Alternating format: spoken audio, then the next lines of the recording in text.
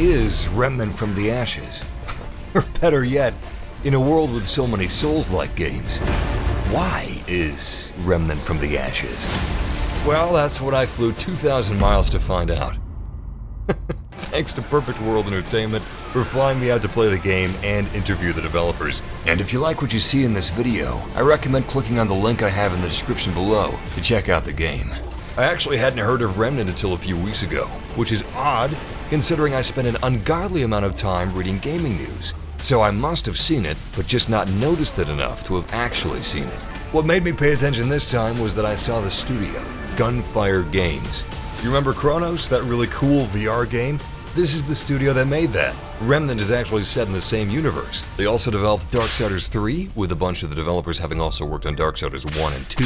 You may have seen my Darksiders 3 reveal breakdown or my Darksiders lore recap video. I'm a big fan of the franchise. Anyway, I enjoyed all 4 of those games, but what also perked my ear was learning that this Soulsborne game has some key deviations. Sure, there's a lot of Dark Souls-inspired games out there, but are they gun souls with procedurally generated rogues and an art style that makes it feel like Darksiders from the perspective of human survivors? When I was playing, I could totally picture them applying some of this gameplay for Strife, but I'm getting off track. My favorite part of going to these events is talking to developers. Here I had the chance to speak with a couple of them. We talked for a few hours, and I'll be discussing what I learned and what's noteworthy. They're doing some weird and interesting stuff. I like weird and interesting. It's something that AAA games aren't always allowed to explore. On paper, this might look like another Soulsborne, but with guns. And while it certainly takes inspiration from the genre, there's some nice deviations that set it apart from those games. I overheard another group playing nearby, and somebody was shouting, "Where are all these enemies coming from? Why do they keep spawning?" It took them a while, but eventually one of them was like, "Oh hey, this tile sinks down when I step on it." It was like an Indiana Jones trap. A couple of tiles in the room, when stepped on, spawned enemies. I thought that was pretty cool. And enemies don't always take or deal damage in the ways you'd expect. They're doing some fun things, and the focus seems to be putting everything in service of gameplay. This isn't a AAA game, and in this case, I'd actually say that's a positive, because they seem to be bucking a lot of trends. Where the industry is going right, they're going left. You can play the full game offline, solo, or with 2 other people. This is not a live service game either. Now, sometimes live service works wonderfully, but other times, games as a service is designed with the purpose of keeping people playing for as long as possible artificially, with that generally being sustained through microtransactions. Less, or in this case, zero aggressive monetization means more freedom for the developers to create. Like every gun being useful, and RNG serving gameplay instead of stats, that probably wouldn't work in a live service model, so it's refreshing for a game to be designed without that model. Remnant also doesn't have microtransactions. Instead, I was told that after launch, they'll begin working on paid expansions, alongside free content and constant patches. Remnant from the Ashes releases August 27th on Xbox One, PlayStation 4, and PC for $40. They said that no matter if sales are above or below expectations, that they're in this game for the long haul, and that they're set up to support that. Of course, we won't truly know until that happens, but they certainly seem to have less red tape than a lot of other companies. Here is where it starts to get interesting. I think I can sum up my takeaway from this game in 2 words. RNG gameplay. Some of you are probably thinking, how the hell does he say that like it's a positive? With how RNG is usually executed in games, I don't blame you. But there's a lot of fun to be had with the unexpected when it adds layers to gameplay and adapting your strategies. RNG is often just searching for good numbers in your loot, but here it's actually something different. Am I using RNG as a buzzword in a way that doesn't fully fit the actual definition? Yes. Is it just easier to say RNG because it already approximates what I'm trying to describe? Maybe. Are terms like Soulsborne or roguelite always used correctly? No. But do people use them anyway to get their point across? Yes. Are these just elaborate excuses I'm making so I can say RNG? Yes. Have I overplayed this bit where I answer my own questions?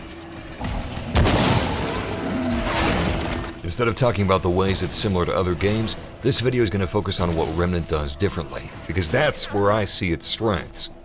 Let's start with general gameplay, combat, and enemies, because it'll help when I explain the procedurally generated world later. There's over 120 enemy archetypes, over 20 bosses, 30 to 40 guns, plus melee weapons, and a big focus on gameplay and RNG.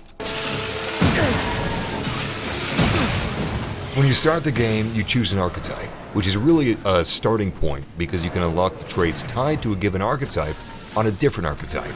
It's a build that you begin with, not a rigid guideline that you're stuck with, so it's not like a class.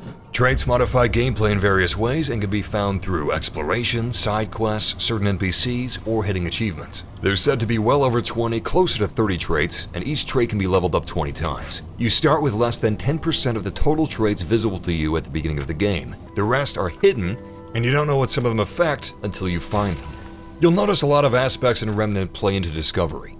Now, the build that you're seeing me play here is easier than it's going to be on launch because it allows us to get through more of the game in the time that we had. But I don't know how hard this game is in comparison to other Soulsborne games. I guess that would be subjective, but there are aspects to gameplay that make this unforgiving, such as status effects like bleeding out, becoming irradiated, and a bunch of other diseases, which are permanent until you cure them, some of them requiring specific cures.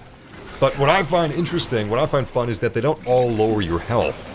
Route, for instance, staggers you if you aim down your sights for too long, but it doesn't deal any damage. I enjoy clever twists like that. And the hitboxes seemed pretty accurate too. It's helpful to learn what hand an enemy attacks with, because that greatly helps you in choosing where to dodge. Moving on to weapons. The loot doesn't work like Diablo or The Division. The only thing that really drops are crafting materials.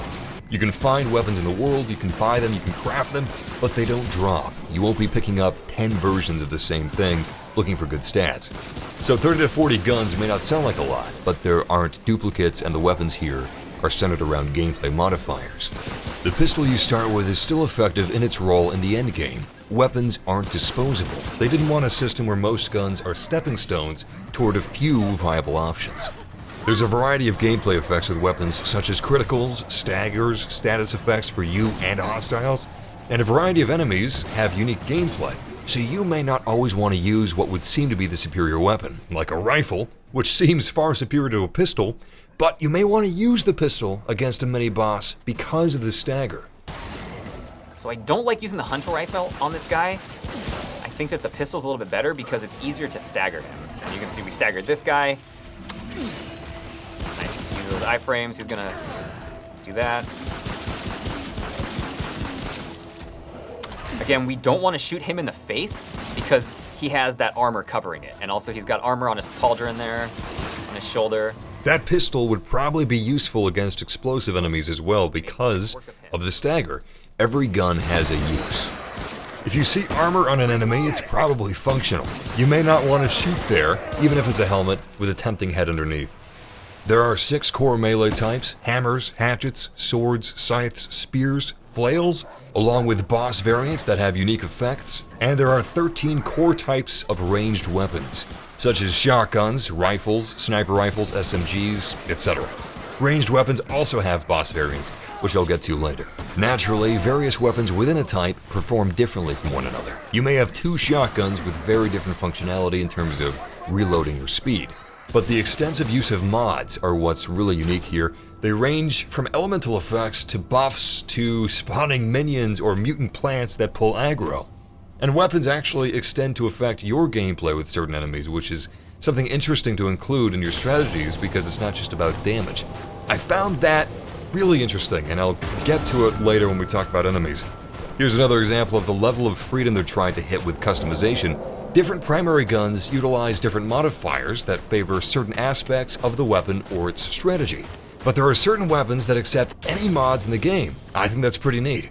I have no idea how they're going to balance it, however. I only got to play around with a handful, but there's supposed to be quite a lot of weapon modifications to find in the world, to craft, or buy, or earn. I would be interested to learn how crazy or unconventional these can get, because a different, varied experience is my favorite thing about their approach to this game.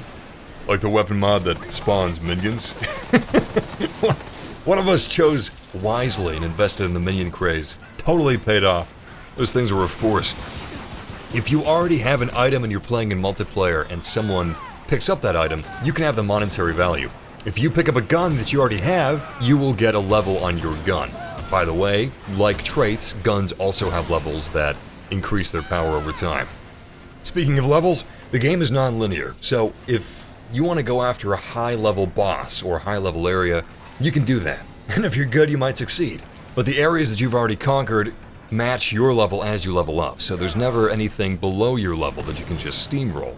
Enemies! These are pretty damn important, so we're going to go over what you're fighting before I talk about the procedurally generated world. 120 archetypes. It's a big number. Now, some of these enemies would have to be derivative, and I don't mind that, it makes sense, but a large number of enemies isn't really something I view as a draw, normally. But again, there's a twist here. A lot of subverting going on, but good subverting.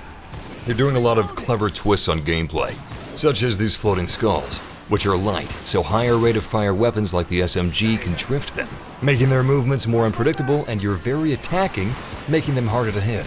So the less shots you use to kill them, the better. You can't always trust your instincts. Sometimes the game is going to throw you a curveball. One enemy that I kept trying to headshot became more aggressive with every headshot. Turns out that shooting him in the head sent out swarms from his head to attack me. His head was like the opposite of a weak spot. And most enemies do have a weak spot, so it's good to be observant. Some enemies have their head covered in armor, which is modular, so you can shoot it off if you want to, but you'd probably just avoid that. Some enemies' limbs can be shot off, and there's also friendly fire amongst enemies. Now, not every enemy is a crazy inversion of what you would expect, otherwise that would be the norm. But I was told to expect plenty of surprises like those. And I'm a fan of that. Keep things fresh. Have fun with it. Like the weapons and their RNG gameplay modifiers, RNG gameplay extends to bosses and mini-bosses as well. Mini-bosses are champion versions of the enemies you find in the game, and modifiers are a big part of the experience here. Different mini-bosses can have different modifiers that can necessitate you to change your strategy. This might change how their attacks work or what their attacks are. It changes your strategy loop because there's a lot of variables you'll have to adapt to. Same with bosses. You can fight the same boss multiple times and they'll have a different special move along with unpredictable modifiers. Some bosses even have multiple ways to take them down that give you different materials, like attacking the tail for instance. So two people can fight the same boss and be like, "Oh, you got that? I got this!" It's things like this that set this game apart. I think the developers said it best.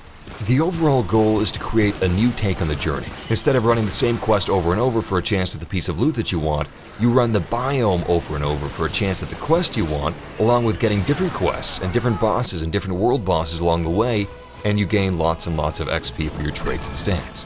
Having randomness work for gameplay is a whole lot more interesting for me than having it only serve as a potential loot drop. That's something that I really liked about this game, and I wish it was more common across the industry. I think RNG gameplay has the potential to be very interesting, but of course, this isn't as conducive to live service games or microtransactions, which this is not and does not have.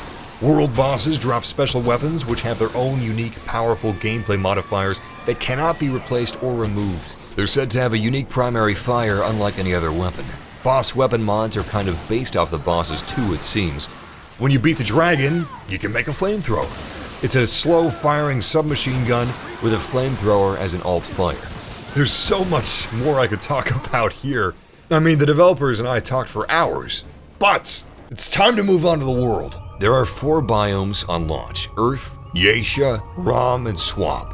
I'm assuming the name Swamp is a placeholder since these are all different planets, which is why each has their own enemies, quests, dungeons, and world bosses, which can be more than twice the size of your character. Unfortunately, I didn't get to fight one. Gunfire is currently working on post-launch support, including Adventure Mode, which basically will let you re-roll biomes and lets you bypass the campaign's story. It's just pure gameplay. Of course, if you like the story, you can just re-roll everything when you finish the campaign and play through the campaign again. But the moment you start the game, the whole world is generated and it'll be different from anyone else's. I would imagine this is going to make guides pretty tricky. But don't think of the world as No Man's Sky.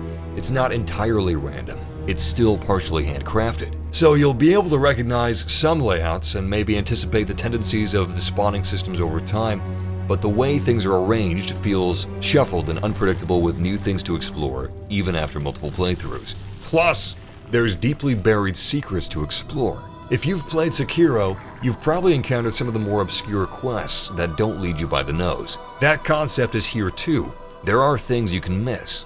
There are cases where you'll find a quest item that could unlock some area if you can figure it out. Other times you might find a lock before you find a key.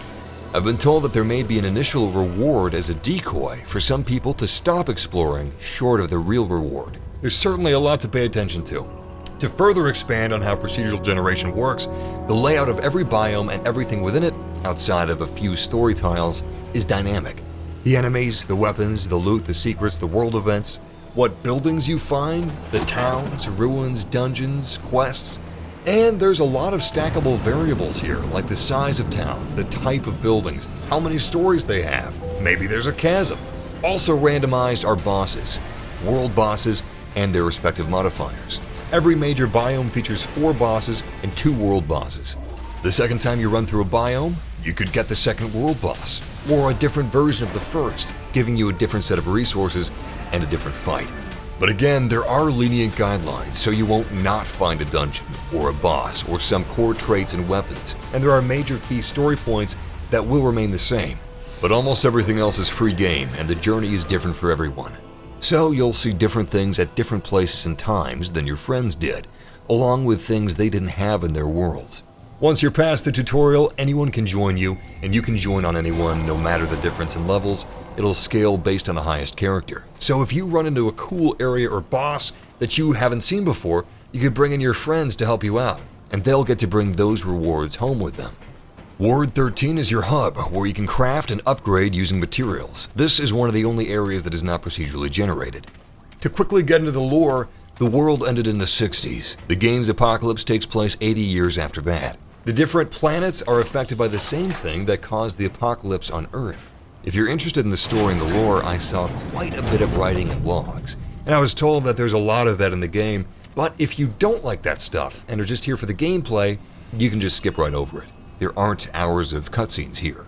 There's a lot of things that can influence the design of a game. I sometimes view it as a butterfly effect. So to have gameplay be the paramount focus without thought of microtransactions is always a good thing to see. And it doesn't seem like this is a Souls-born game because it's a hot genre. Many of the developers are big fans of Monster Hunter, Dark Souls, and Bloodborne, so this rather feels like they're making a game that they would want to play. If you're interested in Remnant From the Ashes, I'd recommend checking the link in the description and their official YouTube channel where they have hours of live streams discussing the game. I also recommend their Reddit, where you can ask questions directly to the developers. Anyway, this was a very interesting game that does things, I hope, become more common in the industry. Thanks again to Perfect World Entertainment for sponsoring this video, and thank you for watching. If you enjoyed it or found it helpful, leave a like, subscribe, and check out more videos like this on the screen now. But until next time, game massively.